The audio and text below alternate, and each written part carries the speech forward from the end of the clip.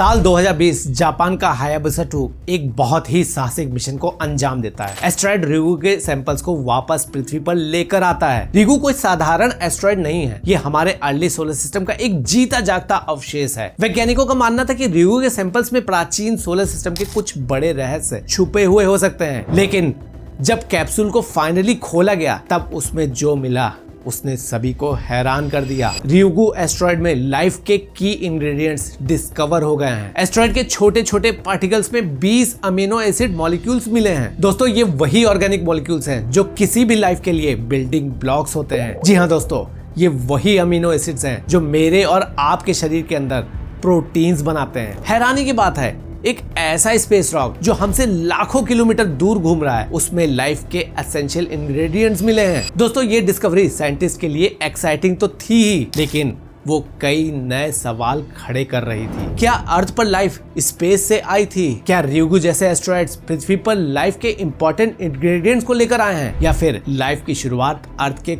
खुद के natural processes से हुई है? आखिर किस तरह से पृथ्वी पर लाइफ की शुरुआत हुई थी? और सबसे इंटरेस्टिंग सवाल, वो कौन सा जानवर था जो पृथ्वी पर सबसे पहले दिखाई पड़ा था? आइए इन सवालों के जवाब इस वीडियो के माध्यम से एक्सप्लोर करते हैं। अर्थ पर लाइफ कैसे आई, ये पता करने के लिए हमें ये भी जानना जरूरी है कि अर्थ पर लाइफ कब आई। दोस्तों, हमारी पृथ्वी लगभग 4.5 बिलियन ईयर्स पुरानी है। शुरू में हमारी पृथ्वी एक आग का गोला थी, जहां एस्ट्रॉयड्स लगातार बम्बार्ड कर रहे थे, जहां लावा की नदियां बहती थी और वातावरण जहरीली गैसेस से भरा हुआ था। ऐसे में कोई लाइफ एग्जिस्ट कर सकती है, ये इमेजिन भी नहीं कर सकते हैं। वैज्ञानिकों को लाइफ एग्जिस्टेंस के सबसे पहले सबूत 3.7 बिलियन ईयर्स पुराने फॉसिल्स में मिले हैं। यानी हम कह सकते हैं कि पृथ्वी के जन्म से लेकर 3.7 बिलियन ईयर्स के बीच कुछ तो ऐसा हुआ जिससे एक बेजान दुनिया में लाइफ की शुरुआत हो गई। उस टाइम क्या हुआ होगा, इसे समझने के लिए कुछ वैज्ञानिकों ने एक हिस्टोरिक एक्सपेरिमेंट कंडक्ट करा। ईयर 1953 में नोबेल लॉरिएट हैरल्ड यूरी और उनके स्टूडेंट स्टैनली मिलर ने एक एक्सपेरिमेंट कंडक्ट किया, जिसे पॉपुलरली मिलर यूरी एक्सपेरिमेंट कहते हैं। उन्होंने सोचा, अगर हम अर्ली अर्थ के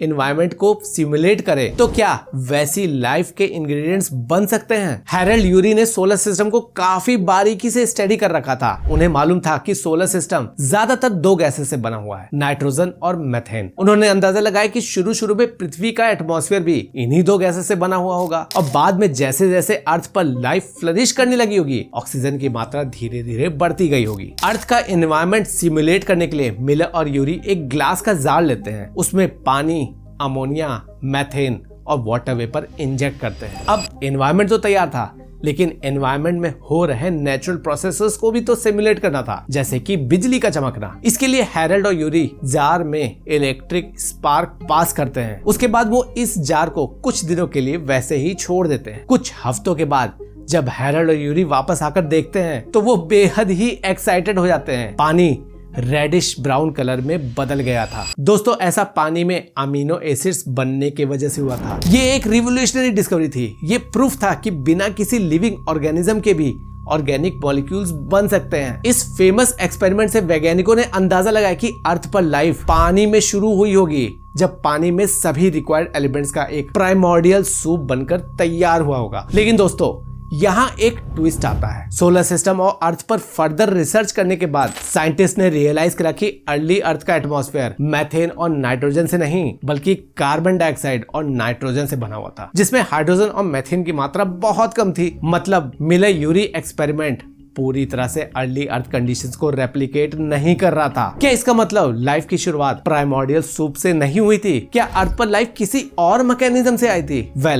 इसका जवाब लाइफ के एक नई थ्योरी से मिलता है। कुछ वैज्ञानिकों का मानना है कि लाइफ सूरज की रोशनी से नहीं बनी थी, बल्कि वो सी फ्लोर में हाइड्रोथर्मल वेंट्स के आसपास बनी थी। दोस्तों, हाइड्रोथर्मल वेंट्स एक नेचुरल एनर्जी सोर्स होते हैं, जिससे गरम गैसेस और मिनरल्स रिलीज होते रहते हैं। लाइफ के लिए जरूरी essential organic minerals in hydrothermal vents में अवेलेबल हो सकते हैं। आपको याद होगा दोस्तों, एनसेलेडस और यूरोपा मून पर भी हाइड्रोथर्मल वेंट्स होने के संकेत मिले हैं, और इन्हीं हाइड्रोथर्मल वेंट्स के बेसिस पर वैज्ञानिक मान रहे हैं कि इन मून्स पर लाइफ मिल सकती है। यानी ये हाईली पॉसिबल है कि पृथ्वी पर लाइफ हाइड्रोथर्मल वेंट्स से ही शुरू हुई होगी। वैसे कुछ साइंटिस्ट एक और फैसिनेटिंग थ्योरी पर बिलीव करते हैं, जिसे पेनस्पर्मिया हाइपोथेसिस कहते हैं। इस हाइपोथेसिस के मुताबिक अर्थ पर लाइफ डेवलप होने के लिए एसेंशियल एलिमेंट्स स्पेस से आए हुए हैं। हायाबुसा 2 के रियुगु सैंपल्स में अमीनो एसिड्स का मिलना इसी ओर इशारा कर रहा है। और दोस्तों, ये पहली बार नहीं था जब किसी एस्ट्रॉइड से अमीनो एसिड्स मिले हों। इनफैक्ट आप जान के हैरान होंगे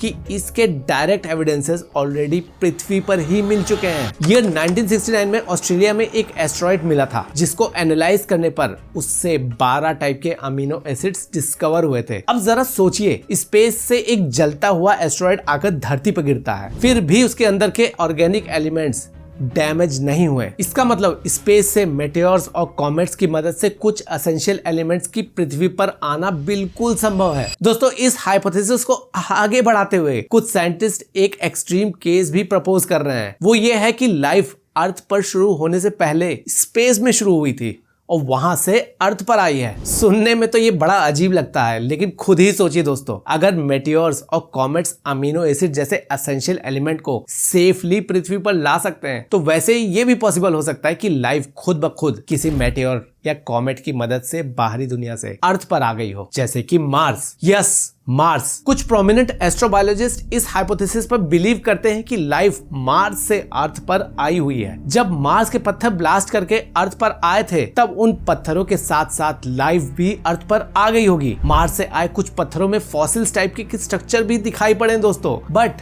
हैविंग सेड दैट, वो एक्चुअली फॉसिल्स ही हैं या फिर कुछ और हैं, ये अभी तक क्लियर नहीं हुआ है। मार्स पर लाइफ के बारे में हमने पहले ही एक वीडियो में डिस्कस कर रखा है, आपको याद होगा। दोस्तों, अर्थ पर लाइफ की शुरुआत कैसे हुई ये तो किसी को नहीं पता, लेकिन एक बात तो क्लियर है, अर्थ पर लाइफ की शुरुआत सिंगल सेल्ड माइक्रो ऑर्गेनिजम्स जैसे कि बैक्टीरिया के फॉर्म में हुई थी। इसका जीता जागता सबूत है माइक्रोबियल फॉसिल्स और ऑस्ट्रेलिया के तट पर पाए जाने वाले ये अजीब से पत्थर, जिनको स्ट्रोमेटोलाइट्स कहते हैं। स्ट्रोमेटोलाइट्स करोड़ों माइक्रोब्स की कॉलोनी है और ये 3.7 बिलियन ईयर्स पहले पृथ्वी पर आए हैं। मजेदार बात यह है दोस्तों कि आज भी कुछ जगह पर ये कॉलोनीज जिंदा हैं। अर्थ पर माइक्रोबियल लाइफ बहुत पहले आ गई थी, लेकिन मल्टी सेलुलर एनिमल्स को पृथ्वी पर आने में काफी समय लग गया था। लाइफ की शुरुआत तो कई साल पहले हो गई थी, लेकिन जैसे जैसे पृथ्वी पर ऑक्सीजन लेवल बढ़ता गया, सिंगल सेल्स धीरे धीरे मल्टी सेलुलर एनिमल्स में इवॉल्व हो गए, यानी ऐसे एनिमल्स जिनको हम एक्चुअली देख पाते। अनुमान है दोस्तों कि पृथ्वी पर multi cellular animals 800 million years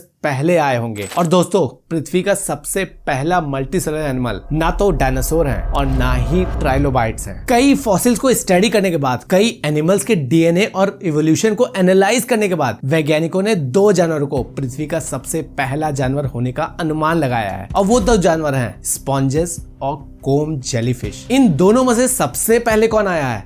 well, ये हाईली डिबेटेबल टॉपिक है दोस्तों। एक सेक्शन ऐसा है जो स्पॉन्जेस को सबसे पहला जानवर बताता है, तो वहीं दूसरी तरफ एक ऐसा ग्रुप है जो कोम जेलीफिश को सबसे पहला जानवर बताता है। दोस्तों, बड़े जानवरों की बात करें तो 550 मिलियन ईयर्स पहले कैम्ब्रियन पीरियड में इतने अजीब अजीब से और इतने अलग अलग तरह के जानवर दिखते थे जितने उससे पहले कभी नहीं दिखे थे। उस समय अर्थ पर ओशियंस सबसे ज्यादा जिंदा थे, इसलिए इस पीरियड को कैम्ब्रियन एक्सप्लोजन कहते हैं। कैम्ब्रियन एक्सप्लोजन में और प्री हिस्टोरिक टाइम में किस किस तरह के जानवर दिखते थे, जानने के लिए आप इस वाली वीडियो को चेकआउट कर सकते हैं। मैं मिलता हूँ आपसे नेक्स्ट वीडियो में, तब तक के लिए bye bye and take care।